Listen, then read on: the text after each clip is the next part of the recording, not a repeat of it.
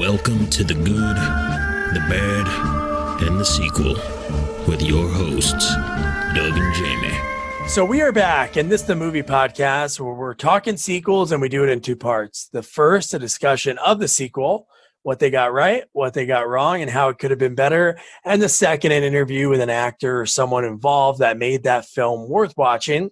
And I really hope you enjoyed last week's episode because we had to do back-to-back reviews because we had that amazing interview with Vic DiBitetto from Paul Blart 2. So you're getting two reviews back-to-back, and this one's a doozy. Lots of fun. But before we get into this week's movie, I have to introduce you to my partner in the sequel watching journey, Jamie Riccardi. Jamie, how you doing? I'm doing good, Doug. How about you? I'm doing pretty good. I just finished the movie. I know you just finished watching the movie, so this is the first time we've done that. And this is my first introduction into the Escape Plan franchise. You have history with it? I do. I did watch the first one because the first one was billed as the first Arnold and Stallone movie together. Okay. And, they have a big fight scene. You never seen them act together. So I did watch the first one because of that. But I have to be honest. I mean, I know they had a second one also that came out. I think it got poor reviews. And even Stallone said, like, he didn't turn out the movie that he wanted to. This movie really doesn't have a lot to do with the first one. Oh, okay. Or to me, it doesn't have a lot to do with his character because his character is an escape artist. Like that's what he was in the first movie. He built these prisons. He's an escape guy. I mean, that's what he's known for. But somehow from there to now, he became like Rambo. He is Rambo. But no, that's what I thought. The movie's called The Escape Plan. Yeah. So I thought at some point he was going to escape something. Yeah. But yeah, so what do you got first? What do you got on your list? I mean, we're going to jump around. So the first one, first of all, they have two main Chinese guys, right? Shen, I think, is one of them, who is like a mysterious guy in the whole movie for the most part. Yeah. And then you have the bodyguard. Do you remember his name? Bao. Okay. Now, without getting too much detail, this rich guy's daughter gets kidnapped, correct? Yep. Now, he has a bodyguard that's supposed to be taking care of her. Now, you have these two main Chinese guys. I think he needs to go through the hiring process a little better because the guy that's not the bodyguard, the mysterious guy, is a 10 times better bodyguard than the guy that he hired. Oh, yeah. No, he's insane. You mentioned it already. The guy is super rich, the father.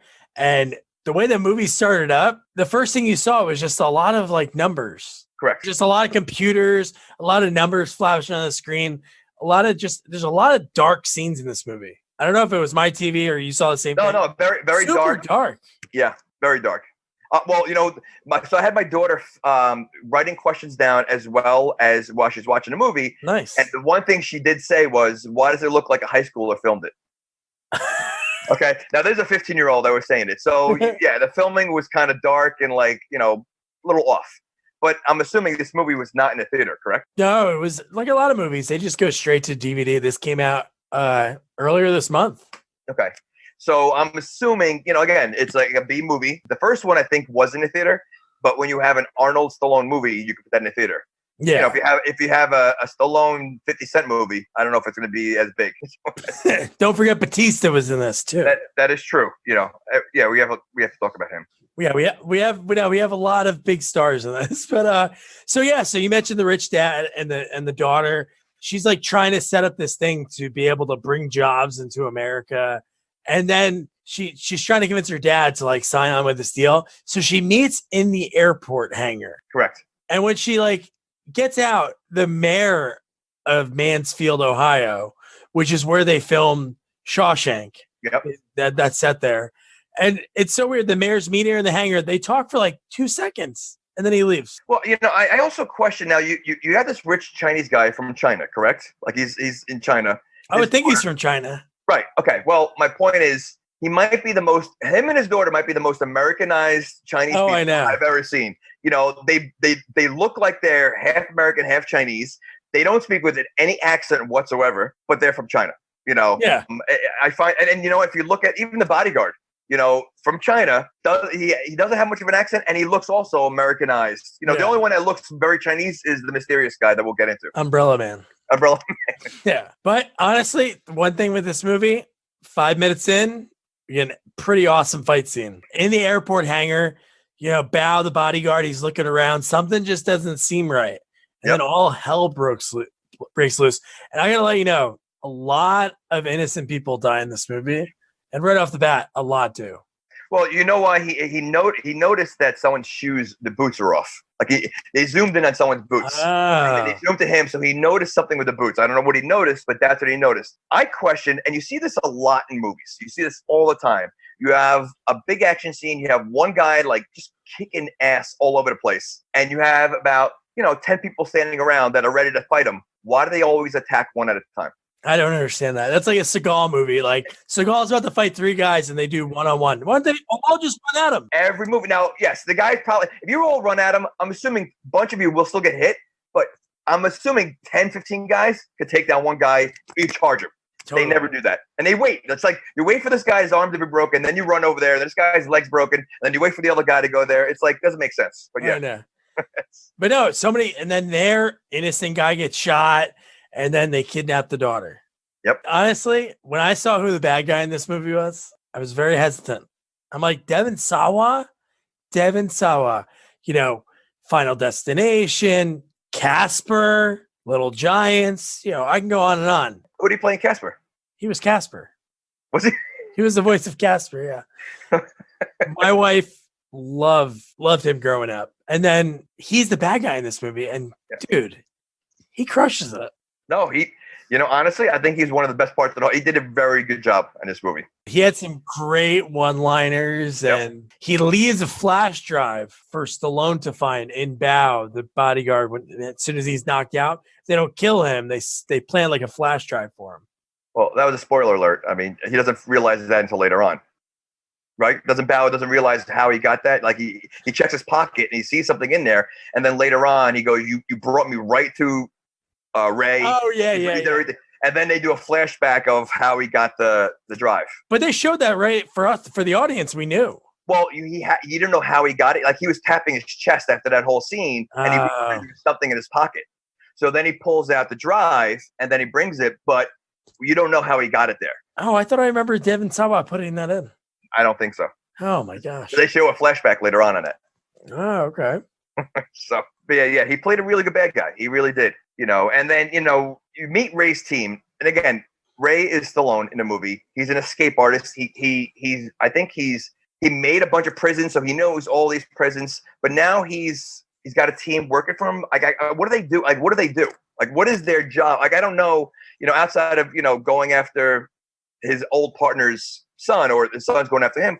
What does his team do? Like, did they explain that? Like, I don't know. No, they just, I don't get it either. So when there's no what in their off season of chasing bad guys, like I don't know what they do, but I love the scene before that when he's on the roof. Like the first time we see him, it's like 10 minutes in the movie, and he's on the phone and he's like, "Hey, maybe we'll move in together." Hold on, wait. Do we have a special guest?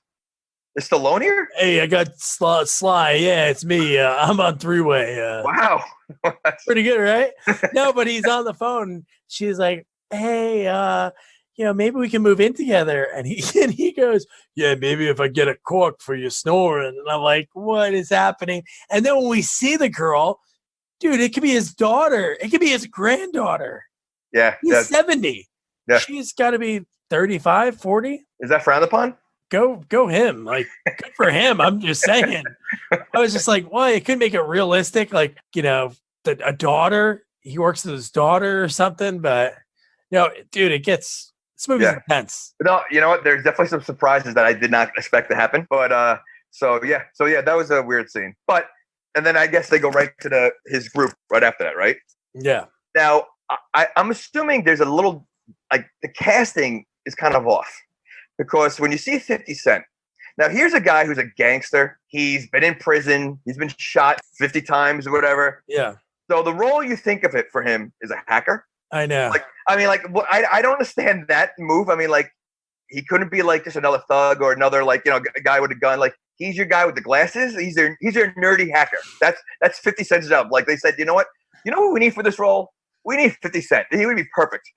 Maybe he could only shoot for a couple days. So that's all he did was that scene, and then he was in another scene that he didn't have to be anywhere. Yeah, he didn't have to be anywhere. Oh, the flashback scene. He's in the second movie. So he is in the second movie. Yeah. So, but I'm assuming he was the hacker there also. I would think so. And I'm hoping they explain his name in the second movie. His name is Hush. Hush. Is that? Maybe he doesn't say much. Oh, okay. He just does it, or because he made Vincent D'Onofrio hush. Yes. By putting a chloroform over him. Oh, so that's his big move. Yeah. But before we talk about that, so again, 5 minutes in, we get an awesome fight scene. Then about 9 minutes in, we get another badass scene. And the receptionist in that scene is the girl that we got to interview, Heidi Lewandowski. She was great. She had a really cool behind the scenes story about the whole scene and how they filmed it with the different types of glass, and talks about an injury that happened. And she actually had something that she offered that helped the scene, close out a little bit better, like tying the knot on it. But dude, Umbrella Man, Shen, dude, that was insane. That was an awesome scene. That was really, you knew it was going to happen because they kept focusing on that umbrella multiple times before it came to play. It's not raining out. Is it raining today? Nope, it's not raining. He just has an umbrella. Now, my daughter, again, is writing notes, and I didn't even pick this up, but she wrote this down, and the note said, the secretary said it's not raining. She goes, what window was she looking out of? Because there were no windows around. And she goes, no, it's not raining. And she picked it up. She goes, how does she know it's not raining? we got a critic in training. I know, that's good. But yeah, so that scene was awesome. Just how much, again, they didn't go at him all at once. One at a time. Throws the girl through the table, the guy through the wall, and through the glass. It was just now they're I guess they were security, correct? They were coming out there for him. Were they like Stallone? The girl and the one guy looked like they were UFC fighters. Okay, now Stallone obviously is whatever he's got going on over there because it was his company, correct? That they came over there, right? Wasn't that where Stallone was? No, that wasn't his company. But he was there. No, I know. They never mentioned how he got behind the... Oh, I thought it was his company. He was there to see him. No, he was there to see somebody else. He was there to he took a flash drive off of some Asian guy he knocked down. Are you no, that wasn't the flash drive is with the he had a flash drive too? Oh yeah. He had the one to show Stallone. But he was there to show Stallone the flash drive. That was Stallone's company? I think so. Why else was he there? I don't know, but he had a gun ready. Well, he's probably packing a gun all the time.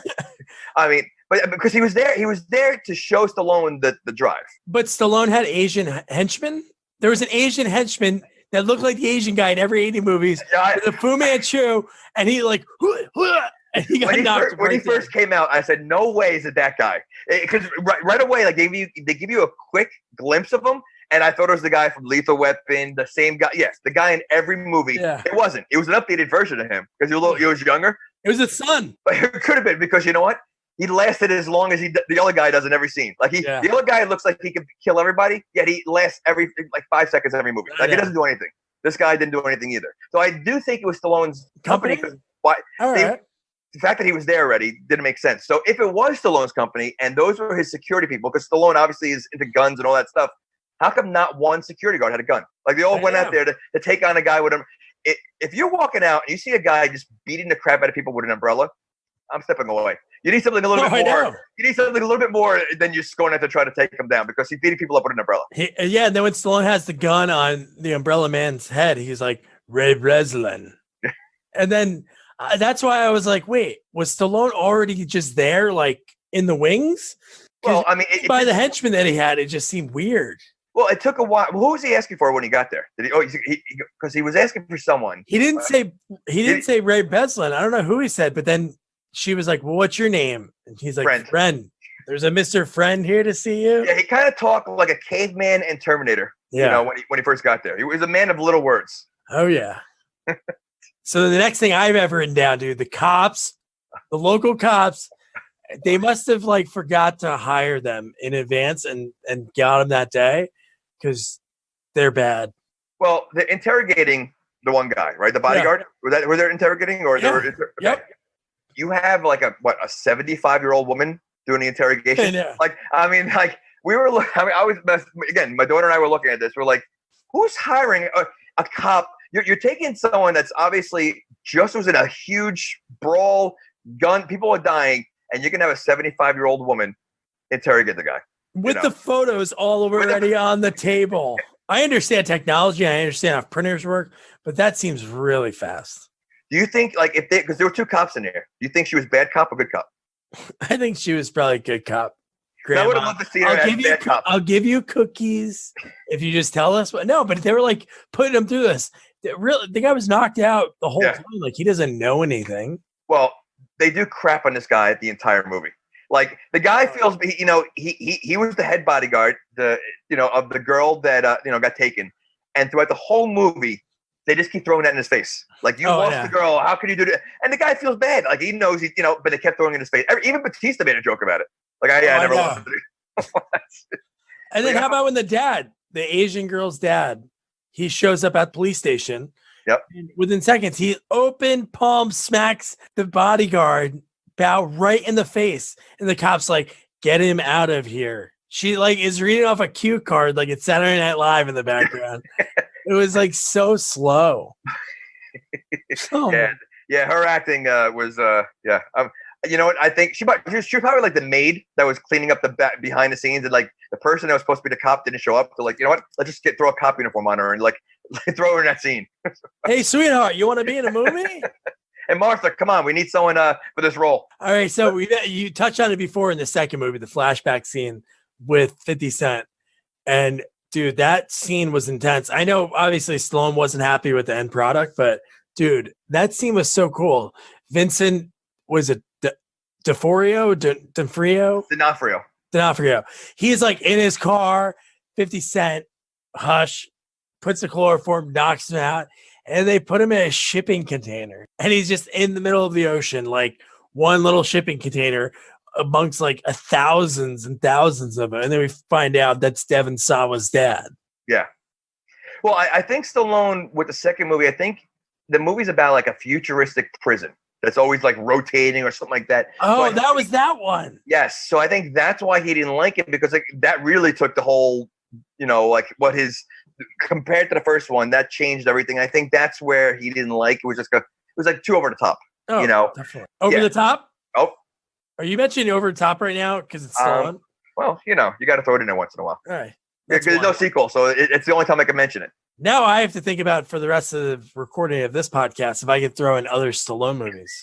I think I can. You know what? Game on. All right. So. And then Batista's in this movie, which he was in the last one. He's like a bigger actor now because he just has Guardians of the Galaxy. Sure. And then he has a movie that just came out like a couple weekends ago, like a comedy kind of movie. Then he has one where he's playing it's like him and a little girl. So it's like that one kind of movie like The Rock did, like Tooth Fairy or the. Well, he's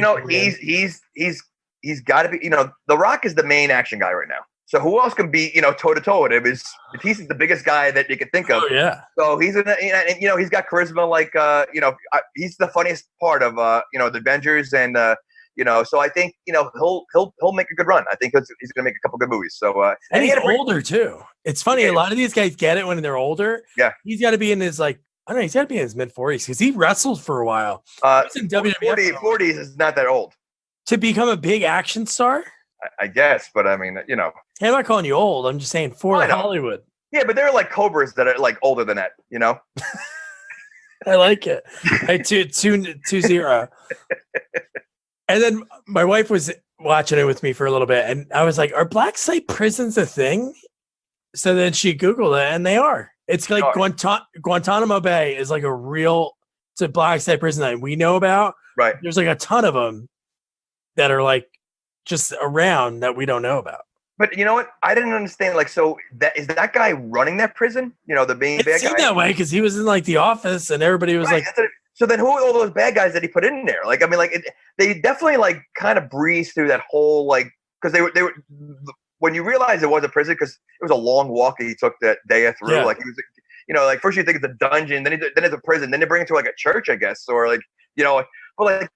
What they mentioned, you kind of see all these kind of some people that behind the scenes in their cells. Are they thrown in there by this guy, or they really didn't explain a lot that whole prison scene? So I didn't. Yeah. I was a little confused. Well, the movie was, if you subtract the credits, the movie was only 78 minutes long, so there wasn't a lot must have got cut. But no, you're right. And then at one point, the guys are getting let out. This is way ahead, but I just have to mention it now. the guys have weapons. The Yeah. prisoners have guns out of nowhere. So it's like these guys are crazy. So wouldn't they just be shooting? Oh, no, the one guy grabbed the gun from the one one security guard was on the floor, and he grabbed the gun from the dead body. That's the one okay. So now I'm assuming he went to another. Maybe they killed it from the other guards. They grabbed it. Yeah. I mean, they weren't in the cell with the guns. But That's what I thought, because out of nowhere it's like that, and then they're fighting Umbrella Man. Why would they be fighting him? He's kind of on their side. He was captive too. Well, and not for nothing, he's the reason why they're out. They got out. So that's true. I mean, we're not into that scene. Yeah, yet, we'll go back because I do have to discuss Batista's gun. Oh, dude, we'll get to there. Yeah, but first, one of some of the epic, and I'm going to say epic. Devon Sawa was a great bad guy in this movie, and I would like to see him do more movies like this because I think he could be like pretty good at it. And when he is trying to get the girl, Daya, right? Daya? Yep. To give up some information, and she like doesn't want to talk. So she's like, don't hurt him. And he's like, I didn't hurt him. You did. And then there's like a little bit of a pause. And then the one big guy throws him into the wall. Concrete and brick fall down on top of it. I'm like, Jesus. So, and he kind of like, he kills him. Is that possible? Like, is that possible to pick someone up, throw them against the wall? We're talking about a grown man. Yeah. You're like, grown, and then just dead on sight, like just automatically, like it was almost like a bug hitting a windshield. Yeah. That's really what it was. And then Stallone's on the phone with his young girlfriend, and he's like, yeah, maybe we can, hang out later. And then she mid-conversation gets kidnapped, and he's going down one of those old school elevators. And when he gets out, he's barely jogging. Well, but even before that, so he's on the phone with her. She's talking, and then she starts screaming. She gets kidnapped. So he knows, and he's running now, trying to find her. And he's not running. Okay. He's moving at a faster pace than walking. Okay? He's speed walking. But he's still yelling for her in the phone. He's holding the phone to his face, knowing that she's not on the phone anymore. Would you say that moment was a cliffhanger? It sort of was. Nice. All right. So 2-1. All right. Yes, because you didn't know what was going to happen to her. So I guess it was a cliffhanger. Yeah. But yeah, that was just such a weird thing. He's like barely moving. Yeah. No, I know. So that was crazy.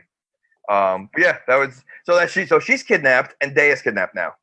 All right. And then who was the big Russian guy? Was he Russian? The henchman for the bad guy? Oh, I don't know who. Yeah, for Devon Sawa, I don't know what that guy was, but they had a little rift. There was like a power struggle at one point. I love when Devon Sawa, when he calls the Asian dad, when the Asian dad's still in, and it seems like movies, I get it, but they're all calling on FaceTime.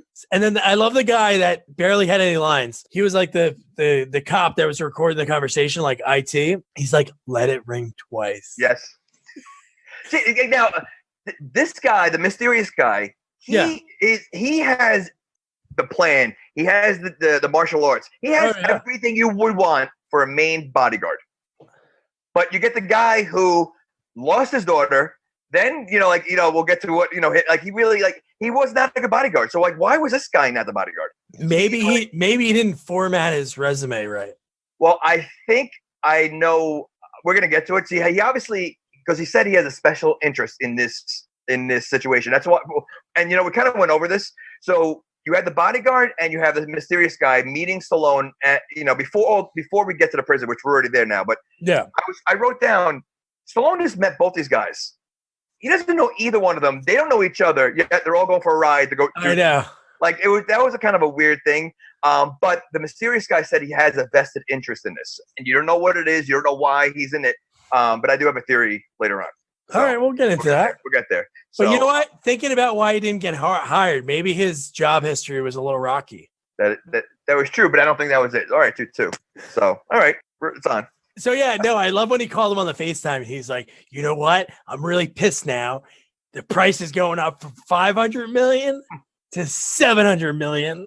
Just like, all right, when you get that high, is it like the guy obviously has the money if you're gonna, offer that. So then the whole crew gets together. minus 50 Cent, right? 50 Cent didn't Yeah, go. no, he's the hacker, so he's not, he's got to stay back. He's got to stay in that one room so they don't have to pay for him to go to Belarus. Yeah. Yeah, this movie was Estonia. One part was in what's his name was in Estonia for like 1 second, Batista, when they called Batista. And then he said, "Oh, I think they're in Devil Station. That's the black site they're in." Like, it was like a 30-second scene.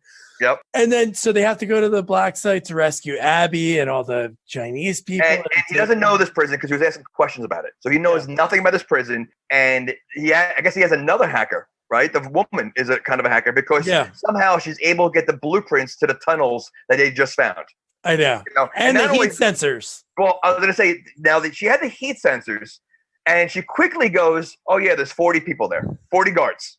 I don't know how she knew 40 right off the bat. I don't think they counted them. Yeah. And then later on, she goes, "Oh, yeah, and here's the tower. I think there's 3 in there." So she couldn't figure out if there's 3 people in the tower, but 40 people throughout the whole prison she was able to do, So, yeah. This is what I wrote down. I wrote, "Do you really?" I was like, ask Jamie if he really thinks that people can look at blueprints and know the whole building like the back of their hand.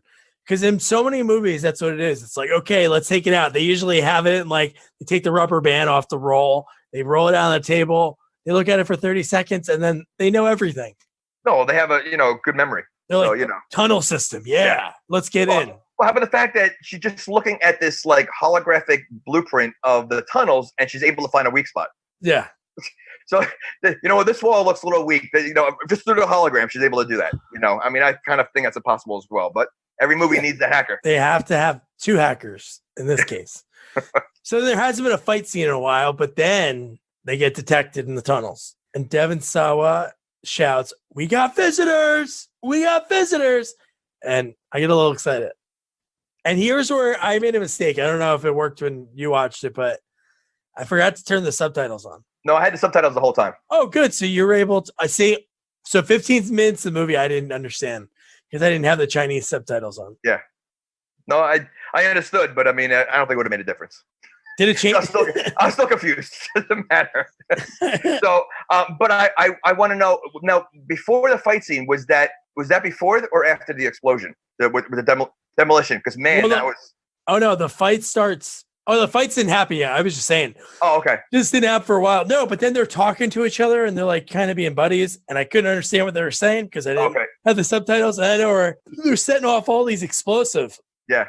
And then they are able to come and pick those 2 guys up and bring them in. Yeah, but that was after the demolition. Man, that was big. Yeah. Demolition Man.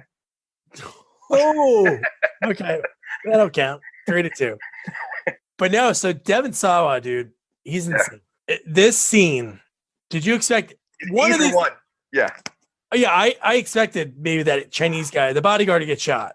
I wasn't expecting either one, only because like those 2 guys, the mysterious guy and the bodyguard had like a little thing going, like like almost like like the mysterious guy said, "Don't run right away," and the guy ran ahead, like it was almost like a macho thing, like I'm gonna save her, no, I'm gonna save her kind of thing. So I thought there would be more play in them 2. The other girl, obviously, Stallone's girlfriend, she was a big character, I guess, in the second movie here. I didn't expect either one, but after they shot the bodyguard, I did not expect that. And that was intense. I mean, that was really intense. He did it on FaceTime, didn't he? Yeah. No, he goes, put your phone. He goes, so after he shot the bodyguard, he made Stallone listen to that because he pulled out the earpiece out of the one guy. And then he goes, "Hey, put your phone. I want to show you something. Go, So he takes his phone. Now, was he on FaceTime the whole time? Or it was a phone call at first, wasn't it? Oh, yeah. Yeah, so I don't know. Phone call, somehow he switched over to FaceTime. While he's talking to them. I don't know if you could do that, and then he has him watch his girlfriend get her throat slit. Like at first, they were just like right next to each other. Yeah. And honestly, my first reaction, I'm like, is Devon Sawa gonna like creepily kiss her or something? And then at nowhere, he starts slitting her slowly too. It was like, it was pretty graphic. Yeah. And then Stallone goes bonkers, dude. When it was so dark, so you could barely see it. But dude, when he's fighting that henchman and he is just gutting him, just like it's like he's boxing and he's like punching him in the stomach. Dude, he's just like, and he stabs him 6 times. And I mean, I'm giving the guy credit though, because he still had his grip on Stallone and around his neck. Now I got a paper cut. I'm ready to like run Yeah. I get a Band-Aid. This guy got stabbed 6 times hard. And he was still going, but you know what? I didn't expect the guy to go down. Like that fight was not as long as I expected it to be. It was pretty quick. Yeah. He was like the second main bad guy, and it was over pretty quick. The one thing I've noticed in this, outside of the mysterious guy's fight, a lot of the fights are pretty quick. A lot of the big scenes are pretty quick. And the fights in this movie, I had this note later on, but I think it's the perfect time to mention it, is all the fights are like Mortal Kombat. There's a fatality. There's not one fight or any interaction where a guy gets punched, girl gets kicked, and they just lay there. Somebody dies. I wrote down a finishing move because I said the same thing. There was the one mysterious guy he did a fatality. Yes. And I noticed the same exact thing. They were all like Mortal Kombat kind of like yeah. So then we have how dark it was. Yep. Problems with that. So they're like, hey, you know what? Let's really make the audience enjoy it. Let's put strobe lights on. And then there's like the strobe light scene, Stallone shooting people. And then it was so dark in the one part. Did he shove the crowbar through the guy's head? Through the guy's head, correct. Which, again, I don't know, what kind of force you got to do that. I mean, it was like clear through. It was like, I know. Yeah, it was crazy. I just couldn't tell if it was like the throat or the neck. Or... No, it was through his head. It was through his skull. Which the skull is the strongest bone in the body, right? Isn't it like one of? Yeah, so that was pretty massive. And is that a thing to like use a strobe light as a? My daughter asked. Like, that was one of the things she wrote down. She goes, "He just happened to have a strobe light in his pocket." I guess he's always ready for a disco. Maybe he just wants staying alive. That's a reach. That one's a reach. Damn. You really assassined that one. No, I don't know why he just has that ready to just like start this. I don't know. That made no sense. Yeah, I know. Dude, the umbrella guy, this scene was insane. So it looks like he's like knocking the Asian girl over. And at the same time, what did he grab from that guy? Cigarettes? No. So what he did was he told her, oh, you didn't have subtitles. So he goes, fall down. He tells her to fall down. So she falls down. So he didn't knock her down. She falls down. Okay. And then he leans back. He grabs the taser. Oh, that's what it was. That's what it was. Because remember, the one guy got tased, when they took the other guy, that was lock up. So the guy that was lock up, they took the other guy. Oh, okay. Lock Up was the movie, by the way. That's a movie with him? Yeah, of course. When he's in prison. He's in prison in these movies. It's Lock Up. You don't remember when the one guy gets, I think there's a football game in there. Like, oh yeah, no, it's called Lock Up. I'm telling you. I gotta check out these obscure. Yeah, when he's in prison, he barely sees any daylight. So it's. Oh man. All right. I think you're running away with this one. All right. That was good. That was a good one. But no, so he's in these plastic handcuffs. They throw him in the cell. First, he doesn't want to go, and he kicks off the wall, and you're like, dude, he's about to beat the crap out of him right now because I didn't know what he said. I knew he grabbed something, but I couldn't tell. And then once he's in there, he uses the taser to light them on fire. Before the taser, though, he's scraping the wall. I guess the like tinder, I guess, or or spark to get a spark going or whatever. Yeah. And then he put the taser on there. Again, shouldn't this guy be the main guy for you? He's like the Jackie Chan in the Rush Hour movies. Like know how Jackie Chan was like awesome. Like this guy is Jackie Chan. He should have been the head by. Again, we'll get to why I think he's not, but we'll get there. So no, screw it. I'm going to say it right now. So obviously he had a relationship with this girl. Yeah. And the father probably didn't approve of the relationship he had with his daughter. So he wanted nothing to do with him being in, just being around. Like he was kind of like banishing him around, or maybe he was a security guard at one point, had dated his daughter, and then he kicked him out of there. We need to make this like the Fast and Furious film. We need a spinoff. We need a Shen with him. Shen. Oh, yeah. Escape Plan 5. He was actually a stunt coordinator in the second movie. Really? Yep. That's awesome. So he probably, like Stallone probably said, we got to get this guy in the next movie. I mean, he's awesome. We're doing the third movie. You want to do it? Oh, I didn't know Stallone was still on the phone. Yeah, I'm taking a nap over here. Okay. But no, so when he starts the fire and he gets his cuffs off and the smoke's, he's billowing the smoke out of there, and I'm like, what's gonna happen right now? That guy can fight, dude. He can fight, and not only that, so he beats up obviously those guys, and then you had the other henchmen that come out there that he attacked, but then he called them out. He's like, "Come on, come outside! Like, we need more room. Let's get a good fight going." Oh, dude, that was my favorite part because it was dark, and then he calls them out into the light so we could watch that fight scene. Yeah, and that was the longest fight scene in the movie. That was like, because all the other ones, even with Stallone later on, it was a pretty quick fight. This one was the fight I guess you wanted to see. Like, but you know what's cool about it? There was one point he was kind of kicking the big tall white guy was like kind of kicking his ass, and then as soon as Shen started beating him up a little bit, he like took a few steps back. I'm like, dude, I would have ran, because that's why I wrote that note. I'm like, one of these people are dying. Well, you know what? This is the same thing that happens in every movie. Just like they only attack one at a time. They also, when there's a fight and one guy gets knocked down for a little bit, they give them enough time to get a breather to get a second wind coming back up. Like, they don't ever finish him off. They usually just like, all right, you know what? Get your breather, come back up, and they both do that. Shen did it. The mysterious man did it to him, and then the guy did it to him. Like, it was. Now you got this guy who pretty much destroyed your entire team. Now the mysterious guy, he's down. You're not gonna either try to shoot him or just get him while he's down. Like, you're gonna give him a chance. He was dizzy because they did like a POV of him like moving his head, and like he hit his head like temple right in the ground, and the girl and the other guy that was on the computer were like kind of worried. They like made like a concerned face, and I thought he was gonna like boot him. But you're right, they never. It's like WWF; they never finish the guys off. Why give him a chance? Like, why give him any chance at all? It just doesn't make sense.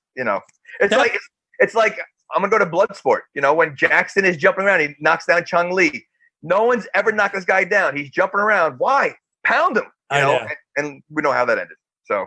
But so that ends in, like you mentioned before, like the Mortal Kombat move. Yep. So he spins in the air, 360, knee in the back of his head, and it looks like his head breaks in half. Before he does that, though, he's pausing. He's looking at him enough for you to put the code in there real quick. Yes.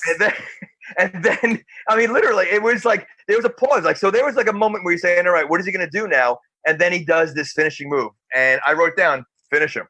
And that's finish him, And he does that move, and he does like a finishing move. So let's take a step back because we want to talk about Batista's shotgun, because he saved the day after Shen was beating the crap out of a bunch of guys. Then that's when all the jail guys, all the prisoners had the weapons and they were charging them, and he was like, move. Now, before you get there, so they explained that the other hacker said there's 40 guards in this prison. Yeah.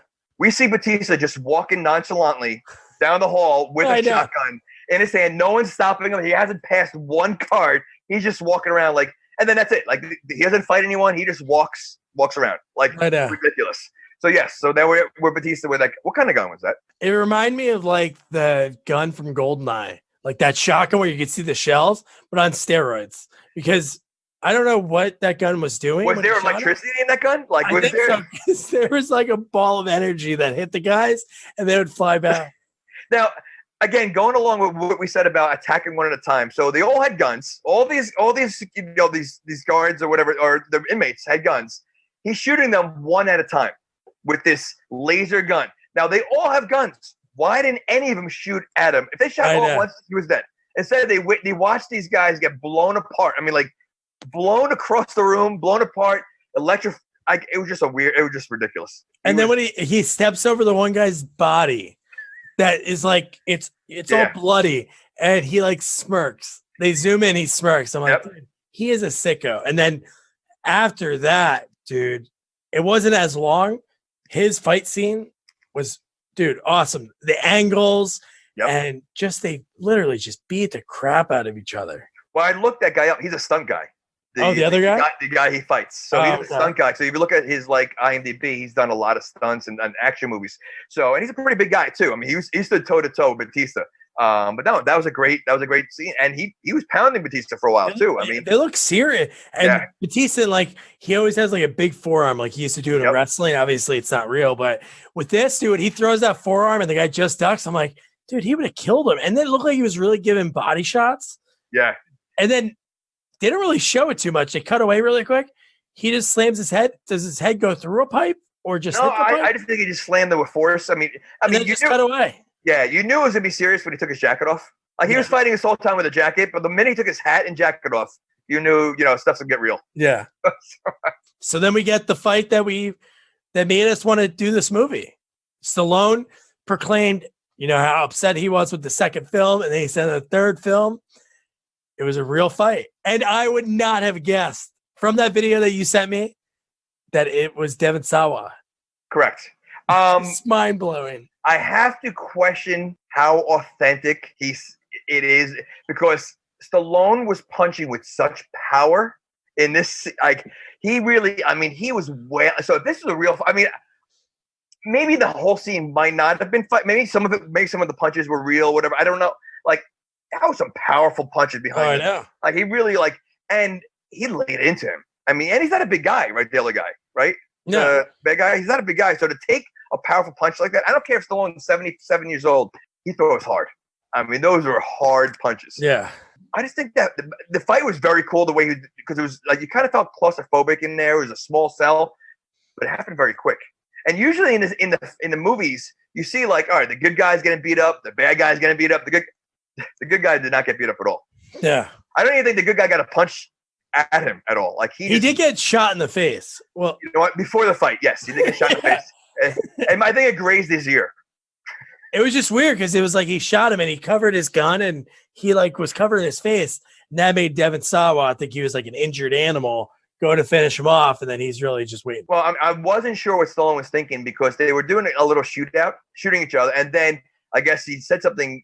What did he say? Like she was making a gurgling sound. Like he kind of antagonized him with his girlfriend that died. Like she barely made a sound. He said something. I know. Oh no, that's what I wrote down. Like how sick and awesome of a bad guy he is. Yeah. Because he is obviously one of them is going to die. They're shooting at each other from 15 feet away, 20 feet away. Yeah. And he's like, you should have heard her. And I'm like, oh my God.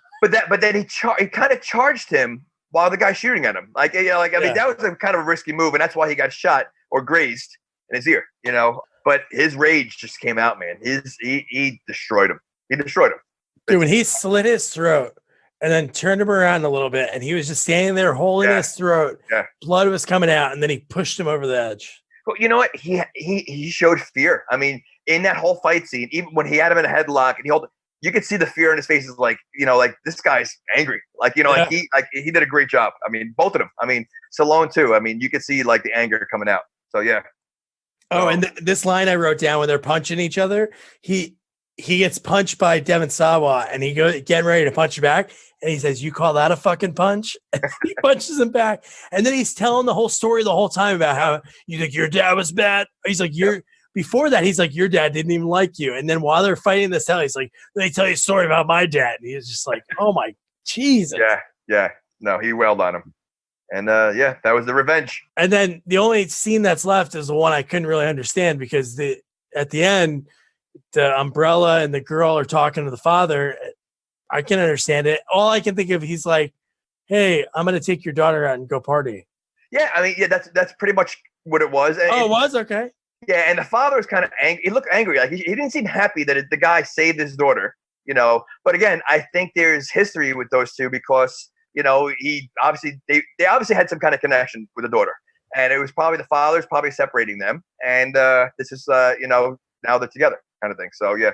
But the father, it ended with him like storming off. Like, is this going to be like, Escape Plan 4 kind of thing? Is he going to be like a bad guy in the fourth one? It's a pretty good cliffhanger. I already used it. I know. You're losing points for that one. -1. But no, I think I knew. I think you're on my page when it comes to this. But would you recommend people to go out and rent this and watch it? It's if you like those action movies, it's like an 80s action movie. To me, not everybody likes the Expendables. I love the Expendables. You're going into it knowing you're going to see a lot of shooting. You're going to see a lot of, punching. You're going to see a lot of fighting. If you're into those kind of movies, absolutely. I would tell anybody to rent. First of all, Stallone. So, I'll watch any movie Stallone makes anyway. So if you're a Stallone fan, you got to watch it. Yeah, I think this movie, you got to watch it. Just the action alone, and not even just its action. Like there's so many action movies that we've watched over the years, 80s. It's like action, so we like it. But this is like good fight scenes. Like they're really good. They're choreographed great. And then you have a real fight scene. Yeah. Him and Devon Sawa, Caspar, are fighting each other toe to toe in a tiny little, like, I don't know, 4x2 cell. Like, it's so tiny in there. They're just wailing on each other. Yeah. No, it was, again, it was what you expect in the movie and enjoyable. It wasn't torturous at all. Yeah. So I asked Heidi, the girl that plays the receptionist that I interviewed, I said to her, I was like, in that intense scene with the Umbrella Man, he just beats the crap out of everyone. You kind of were giving him lip. When he came up and grabbed your key card, I was like, when I was watching it before I talked, like I wanted to watch it before I talked to her. And I go, I thought you were going to die. And she goes, I know, when you watch it back, I felt that same way.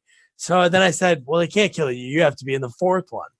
So she said from on set, she was only there for a day, but she said from the writers, what they were saying is they tied it together, tied the story, the loose ends, because Devon Sawa's dad was the one that got killed in the second one. But that way, dude, like you said, the end of that movie, they can keep making these. And oh yeah. But again, I guess they had, it's like the show Prison Break. I used to watch Prison Break, and the first season is they're escaping from prison. Second season they're on the run. Third season they're back in a prison, escaping from prison again. Fourth season they're like now like they're doing jobs. The thing is, like, how many times can you escape a prison? So I guess Stallone is like, all right, we escaped the prison in the first one, we escaped the prison in the second one. You can't keep escaping prison. So at a certain point, you got to kind of make it a new, and I guess this is what his thing was. I just wish they explained what his job is now. yeah, If he's not building prisons anymore, why does he have a team? Like, what are they doing? Like, what's 50 Cent's job? what is this job? Hacker extraordinaire. Yeah. And chloroform form expert. Yeah. No, it's like the Fast and the Furious movies. Like the first movie was drag racing, second movie drag racing, third movie drag racing, fourth movie, I don't know, we're gonna like rob these big trucks, and then they're talking about they're gonna go to the moon in the 10th movie. Well, I don't know. I'm only thrown off about 5 movies in my life, and 2 of them were Fast and Furious. Well, one of those is gonna come up as soon as I talk to the guy that I met on my honeymoon that was doing the camera work for the one they filmed in Iceland. I think Fast 8, the Fate of the Furious. But yeah, so was there anything you honestly like? Is there anything you could have changed to this? No. I mean, you know what? I think they gave enough screen time to the people you want to see screen time with. I think the mysterious Chinese guy Chen, he had a lot of screen time, and he was the best character in the movie. I think. So you saw a lot of him, which you wanted. You saw a lot of the bad guy. He was a lot of interaction. I think you saw just enough of Batista, because I think if you see any more with him, it kind of takes away from Stallone. No, I think again, knowing what the movie genre is and what it is, I think they did exactly. I don't think there's really much you could change with it. I really don't. Yeah. Maybe just giving a little bit more explanation on some of the things, but they might have done that in a second movie. No, I thought it was perfect. I love that Stallone was already fired up given the situation, because with his former partner and his son being behind it. And then his girlfriend gets taken, so he's just extra pissed. And then they murdered his girlfriend, so he's extra pissed. And dude, the fight scenes are great in the movie. No, there's nothing they could have done. I honestly, I would hope they make another one with Shen and have him and Stallone be a team, just them two going into somewhere and just beating the crap out of people. So no, that'd be awesome. But I mean, what can they do like in the next one? I mean, he's already a prison specialist. Right? Yeah. Specialist is a Stallone movie, by the way. Oh man, you're crushing me. But I mean, yeah, I mean, I think it's going to start turning into more of an Expendables kind of thing. I know. That's the problem. So I think, I don't know how many more he can make of this, but he's making another Expendables. So I saw that. Yeah, so you might have to reach out to someone in Expendables. And he's writing all female Expendables. If you go on his IMDb. This guy, like when I talked to Heidi, I said, if you ever go on his IMDb, the guy's the hardest working guy in Hollywood. He's writing so many scripts and like trying to get so much work done. He's done a lot of great stuff over the years. Well, he's got Rambo and he's got Expendables coming out. I'm pretty stoked for Rambo. I think we have to get somebody. Oh, that's at the end of this year it's coming out? Yeah, it's coming. Yeah. I think that might be our first in the movie theater one. That'd be awesome. Yeah, I've definitely seen that. So I tried reaching out to people from Rambo 2, but they might be a little old. Find out. Yeah. I would love to get the Chinese guy that's in every movie, the Asian guy. It'd be great to get him. But he might be like 95 years old right now. He probably looks like the old man in what's the movie? Kurt Russell, Big Trouble in Little China. Yes. All right, so that's Escape Plan 3, The Extractors. Check it out. You can honestly buy or rent it anywhere. It just came out earlier this month. And tune in next week for our interview with Heidi Lewandowski. She's an up-and-coming actress. She was in a movie called My Blind Brother, who has a great cast. Nick Kroll. So Jenny Slate's in that movie. Yeah, it's a really awesome movie. She was great in that movie too. She actually was like a reporter. She was invited to South by Southwest where it premiered. She was able to hang out with everybody. So she had a lot of good stories about that. Like I mentioned before, she had some great stories from that scene with the Umbrella Man, Shen, first time he shows up and just beats ass. She is honestly just a really fun interview. So yeah, check that out. Subscribe to us. Follow us on Twitter and on Instagram at Sequels Only. Good night. Good night.